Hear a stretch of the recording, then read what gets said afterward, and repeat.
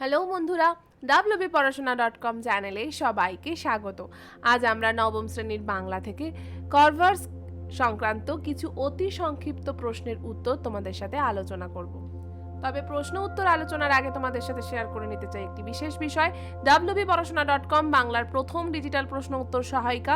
নবম শ্রেণীর বিভিন্ন পাঠ্য বিষয়ের আলোচনা তোমরা বিনামূল্যে পড়তে চাইলে এখনই ভিজিট করো wpporashona.com এ। লিংক ডেসক্রিপশন বক্সে দেওয়া আছে। আর তোমরা যারা হোয়াটসঅ্যাপ ইউজ করো তারা আমাদের হোয়াটসঅ্যাপ চ্যানেলে জয়েন করতে পারো, তাহলে বিভিন্ন পড়াশোনা সংক্রান্ত টিপস আপডেটস নিয়মিত পেতে থাকবে। প্রশ্ন উত্তরে চলে এলাম। আজকের প্রথম প্রশ্ন, নিজেদের পালক ছিঁড়ে খায় এবং শাবকদের খাওয়ায় এমন একটি পাখির নাম লেখো।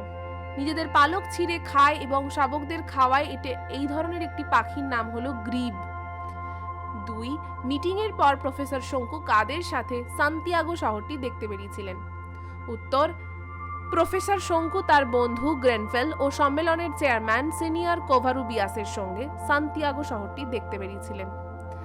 আগার্স নামটি কোথায় রয়েছে? আগার্স নামটি আসলে গ্রিক উপকথায় রয়েছে। গ্রিক দেবী হেরা আগার্সের চোখ দুটি তুলে ময়ূরের পুচ্ছে বসিয়ে দিয়েছিলেন।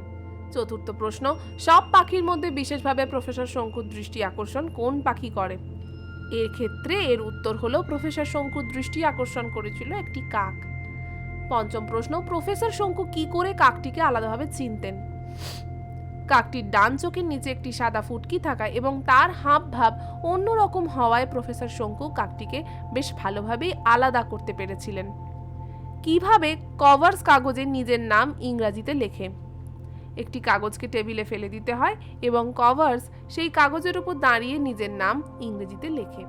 আলোচনার ফাঁকে তোমাদের সাথে শেয়ার করে নিতে চাই একটি বিশেষ বিষয়।